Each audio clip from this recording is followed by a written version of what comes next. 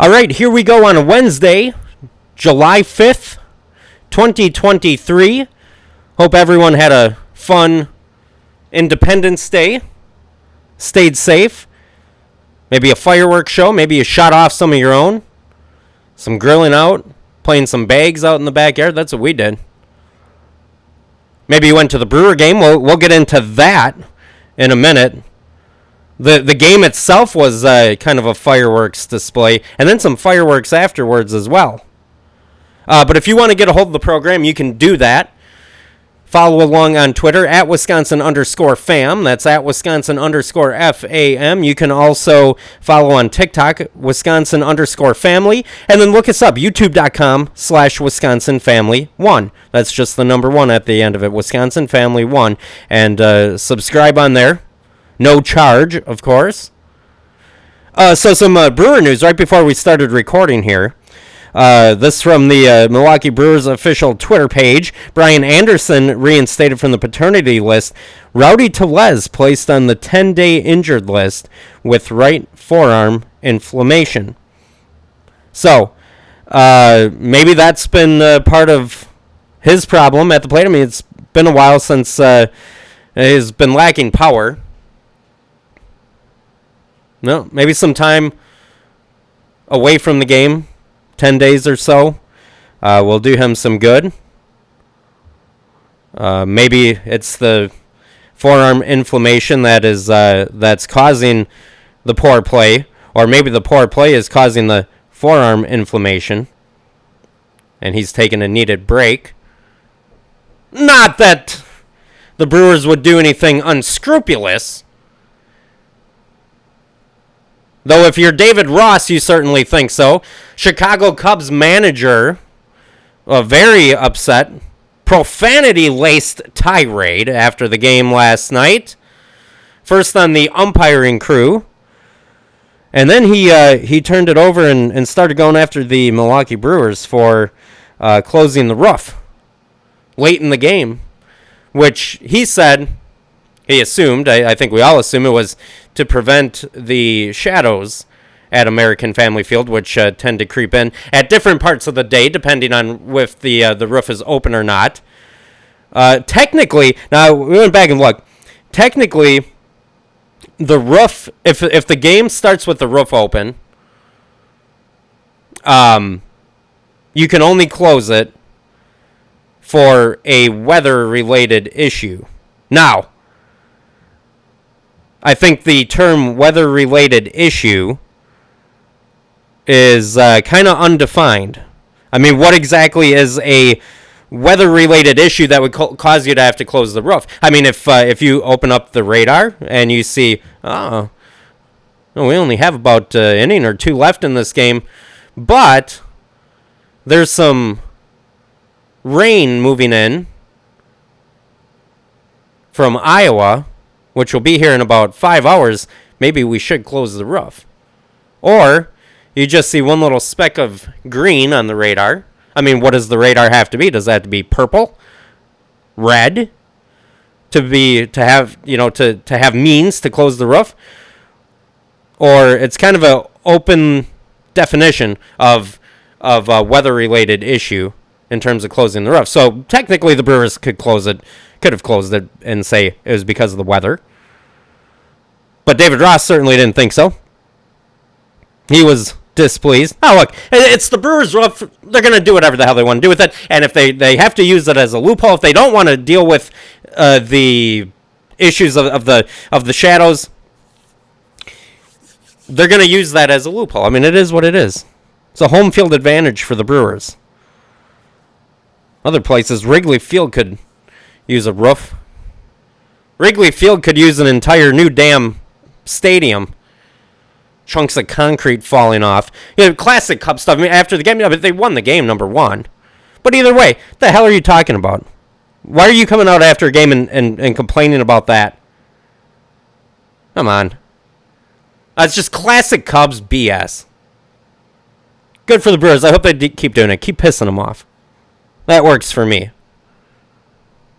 No problem with that. What a wild ride, though, the game. I mean, and then, of course, that at the end. But the Brewers down. They multiple innings, score 2 runs to tie it up. A couple of guys throwing out at the plate in extra innings. You got people getting kicked out, managers fighting with the umpires. Game had some of everything. It's just too bad the Brewers lost.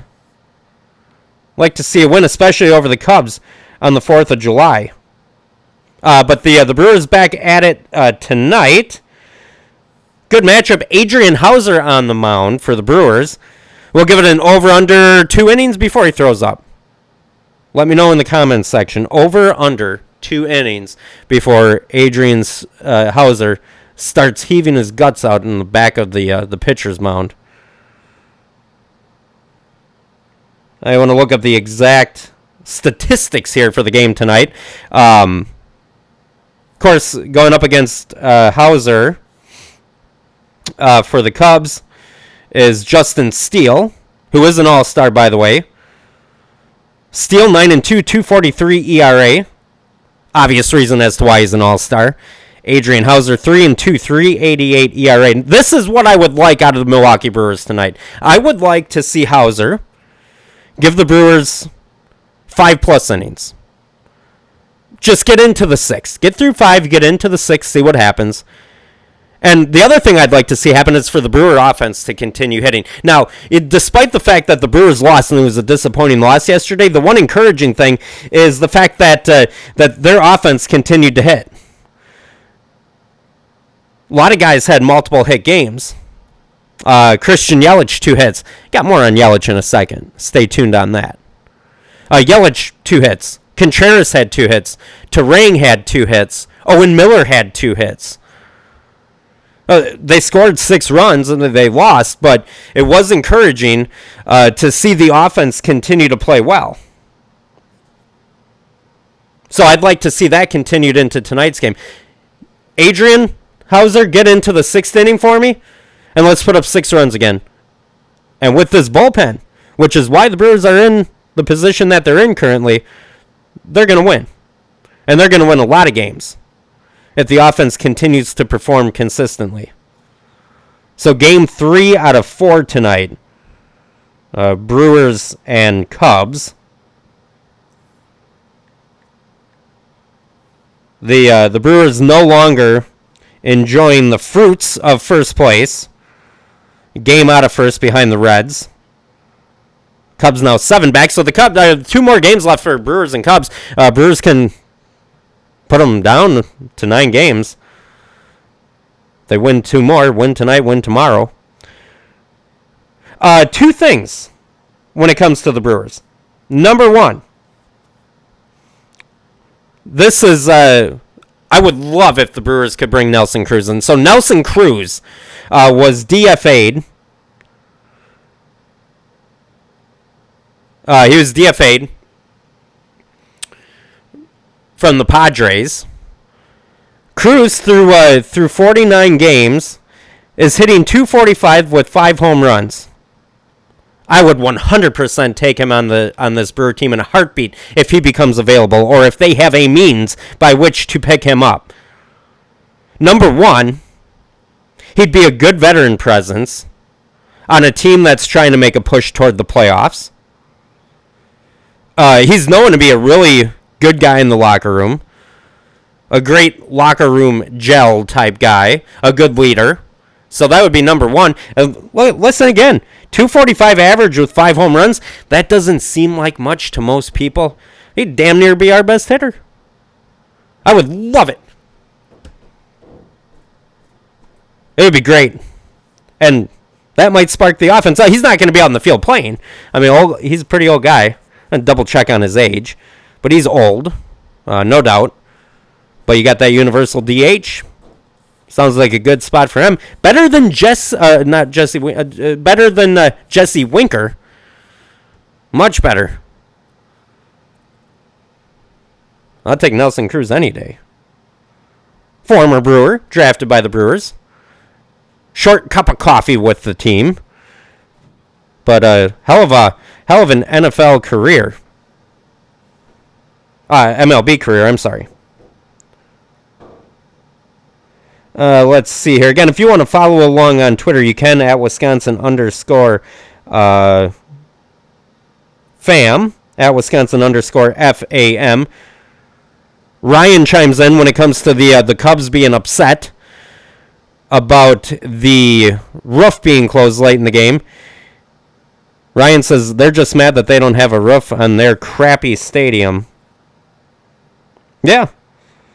I mean, Wrigley Field, don't get me wrong with what I said before. They have a lot of history and old ballpark. I don't mean anything against that, but things falling apart.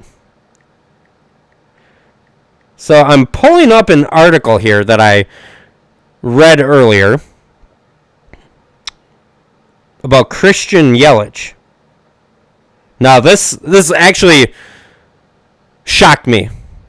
This was kind of mind-blowing, as I did not realize that Yelich's numbers were as good as they are. I mean, I know he's having a good year, and I mean, I've seen his stats, but where it fits in terms of the history of his career and how you can relate it to his MVP seasons, I had no idea it was this close. Now, this is a great article. It's on reviewingthebrew.com by Matt Carroll.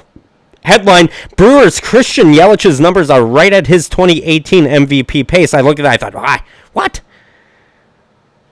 No, that's true. Go read the article. It's a great article.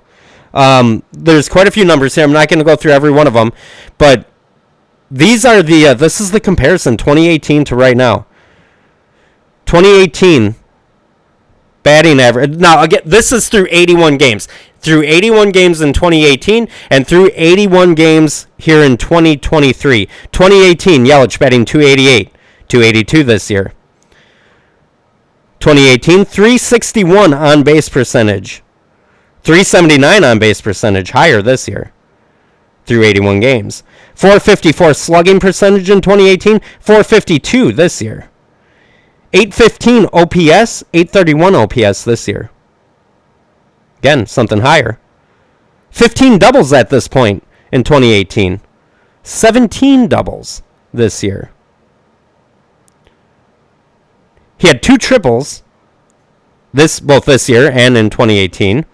2018, he had 11 home runs. He's got 10 right now. 2018, 43 RBI. Right now, 41 RBI. Those are just some of the numbers. I would suggest go to reviewingthebrew.com. Go read the article. There's a good one. I knew Yelich was hitting well. I did not know that he was so on pace with his MVP season. I never would have known that. I mean, we know he's playing well. And that's part of the reason that the Brewer offense has been better as of late. Boy, he could continue that, and you could get a guy in that lineup like Nelson Cruz who's got some experience, and who got, again, a 245 batting average. That's not very good, but it's better than everyone else who's batting like 220. You'd have someone else like Contreras in the lineup, and somebody who might be able to provide you with a little bit of pop. You combine those two things, along with a pitching staff that's being held down, even though they're injured, with guys like Colin Ray and with Julio Teheran, and then you start getting healthy, and you still got Teheran and Ray. You're gonna find some home for them. You start getting some guys back, be it Woodruff, Lauer. Bullpen is really good. You got Devin Williams. The offense is just fine. Maintain some consistency of just scoring 4 runs. This Brewer team could make a run. I really believe that. I mean, a run at the playoffs, and then a run at least being competitive in the playoffs. Better than the Bucks did in the playoffs, shall we say. Would be a good way to put it.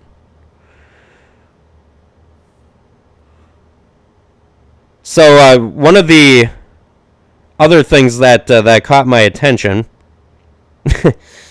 this made me laugh. Mark Murphy from the New York Post. Packers president Mark Murphy may have revealed massive hint about Jets' hard knocks. So Mark Murphy likes to talk a lot. Remember, we found out at the WIAA Girls State Basketball Tournament that, if all goes according to plan, essentially, we'll never have to see Rogers in a Packer uniform again.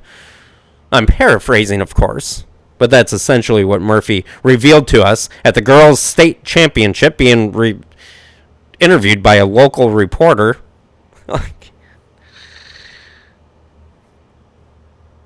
And now he's conducting an interview with fans on the Packers website,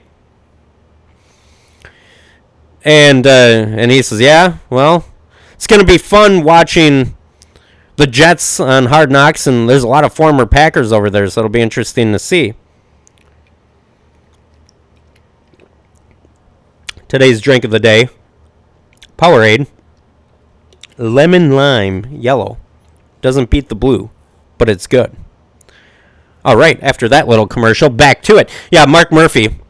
Sometimes he talks a little bit too much. I don't know if you've watched Hard Knocks.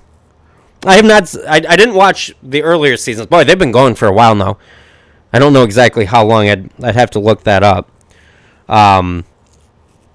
Earlier on in the series, I didn't watch it. I watched quite a bit of the Raiders a couple of years ago when John Gruden was there. I mean, he makes things, or made things, interesting. And then I watched pretty much, I think, all of the Dallas Cowboys ones. Might have missed a few later on, but I wanted to see what was going on with Mike McCarthy in that. Thought that would be fascinating. Boy, if the Jets, and it sounds like they are, if the Jets are the ones on Hard Knocks this year, that might get record-setting numbers as far as their show goes. Because you've got Rodgers, mostly.